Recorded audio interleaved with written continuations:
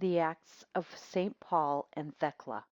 The martyrdom of the holy and glorious first martyr and apostle Thecla. Chapter 4.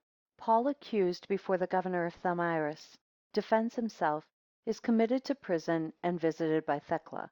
Then Thamyris, standing before the governor's judgment seat, spake with a loud voice in the following manner: O governor, I know not whence this man cometh, but he is one who teaches that matrimony is unlawful. Command him therefore to declare before you for what reason he publishes such doctrines. While he was saying thus, Demas and Hermogenes whispered to Thamyris and said, Say that he is a Christian, and he will presently be put to death. But the governor was more deliberate, and calling to Paul, he said, Who art thou? What dost thou teach? They seem to lay gross crimes to thy charge. Paul then spake with a loud voice, saying, As I am now called to give an account, O governor, of my doctrines, I desire your audience.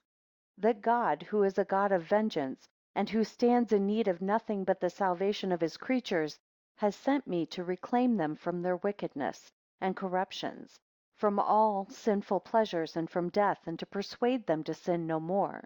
On this account God sent his Son Jesus Christ, whom I preach, and in whom I instruct men to place their hopes, as that person who only had such compassion on the deluded world, that it might not, O governor, be condemned, but have faith, the fear of God, the knowledge of religion, and the love of truth. So that if I only teach those things which I have received by revelation from God, where is my crime? When the governor heard this, he ordered Paul to be bound, and to be put in prison, till he should be more at leisure to hear him more fully. But in the night, Thecla, taking off her earrings, gave them to the turnkey of the prison, who then opened the door to her and let her in. And when she made a present of a silver looking glass to the jailer, was allowed to go into the room where Paul was. Then she sat down at his feet, and heard from him the great things of God.